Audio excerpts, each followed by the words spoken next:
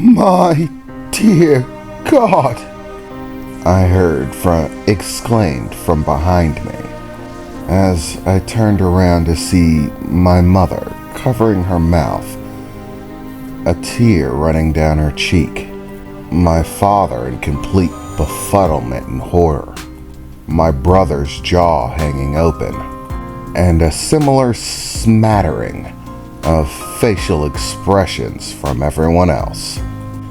Is anyone else freaking the fuck out? Because oh yeah, I'm freaking the fuck out, Danny said, pulling the cigar out of his mouth. This is way above my freaking pay grade.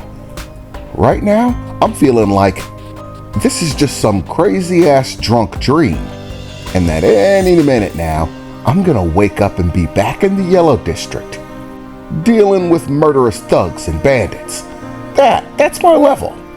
I can deal with that. I understand that. But this crap here? I just watched a guy watch a future version of himself from the past or some shit, which I don't even know how that works, get killed right in front of him through a magical fucking window in time by an assassin sent by some organization that rules fucking time. Yeah, above my fucking pay grade, Danny shouted. Bro, this is seriously messed up. What the hell are we gonna do? Michael said, staring at me, still unable to wipe the look of terror off his face. Bro, we just watched you die. I'm not sure how to process that. Ugh, the doctor grunted, rolling his eyes. I forget how easily overwhelmed regular people get. All you have to do is reveal magic, a little time travel, some unexpected possible deaths, and suddenly everyone loses it. I wish I could be impressed by such banalities. However, I've been around the block far too many times for that. So, let me give you all some advice. Take this as your official notice. You're getting a raise.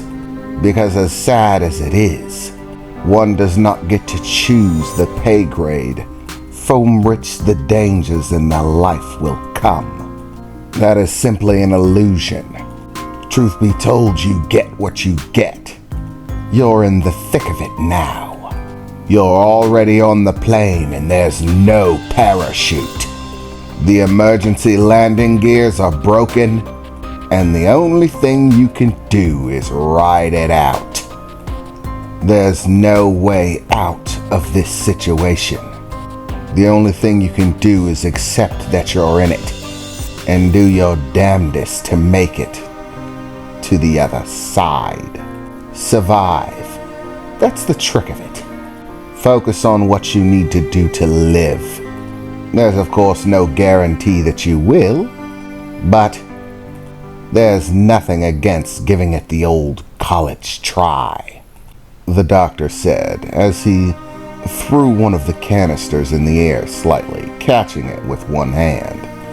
You buffoons can panic if you wish, but I have a package to unwrap. A present with a big pretty bow, dying to be unwound. Oh, it excites me. I haven't been part of games like this in centuries. What will happen?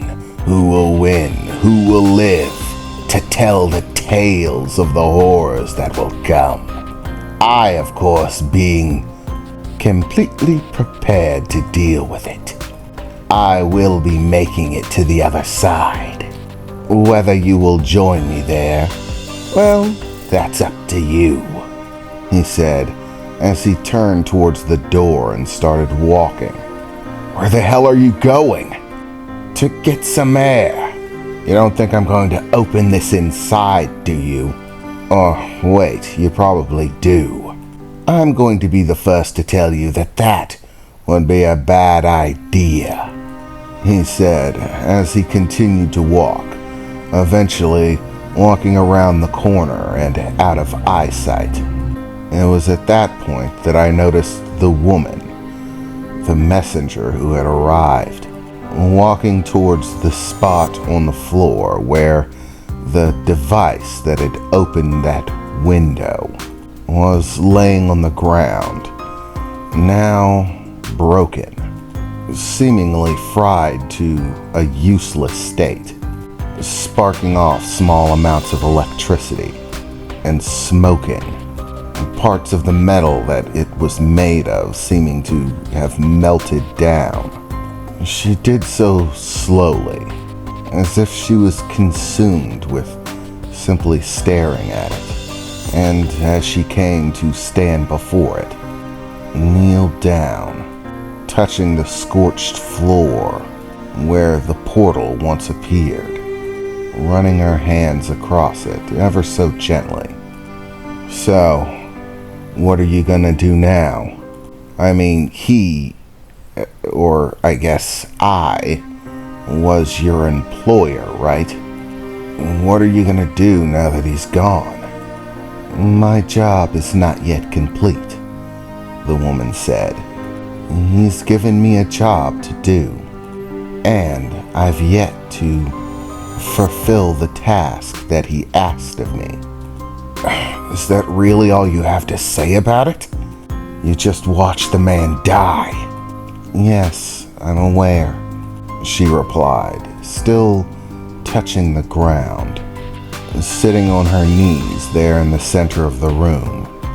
But I already knew that he was going to. It does not make the experience any easier. Unlike the rest of you, I knew that this was how the conversation would end, that it would be the last time I would ever look upon him. But this was his will. He did not have much time left anyways. Even if someone did not kill him, he would have been dead in a matter of weeks. He was nearly 300 years old after all.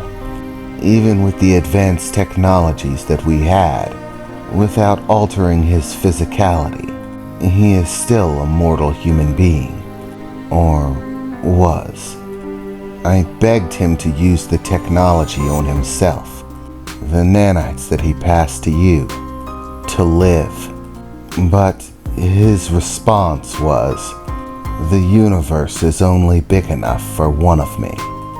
If one must live, then let it be the one who has the most to fight for, the most still left to lose. And so, he entrusted you, the one person that he believed in more than anyone else, himself, with the goals that he could not accomplish in his life. Understand that from here on out, the game is going to get very dangerous. You'll need to be prepared. Utilize every asset. Take advantage of everything that can be. You're about to enter a war, and your enemies abound. They are all around you, and they will crawl out of every crack. I, on the other hand, am bound for other things. As I said, my job is still not complete. What are you talking about? What job? I still have to see you through to the end. I cannot stay. I simply have too much foreknowledge. Foreknowledge can be an exceptionally dangerous thing, which is why he did not explain more. You need to be able to react naturally. Believing that you know what's coming could be far more detrimental to your health when things have a high possibility of changing drastically. From this point on, she said, standing back to her feet, the next time you see me, this game will have reached its conclusion. Wait a second. Who even are you? Why are you doing this? Why would you willingly take part in this nuts-ass war? Temporal councils. By the sounds of it, freaking gods. Time travel. Assassins. Why be part of any of it? I asked as the woman slowly stood to her feet, turning around to face us. As she slowly removed her hood, she looked very pretty. Short-cut blonde hair that came down just above her shoulders, blue eyes, and very delicate features. I do this for the same reason any daughter would, she said, as a smile began to grow on her face, looking in our direction. I loved my father, and so I do what I have to make what he wanted reality. Her father? I said, looking at her. Is she my daughter? Is that what this is? Okay, yet another bomb just went off, I thought to myself, as the entire mansion began to shake, tremors going off, the glass windows throughout the mansion beginning to crack and shatter, and an all-encompassing red light flooding in from everywhere.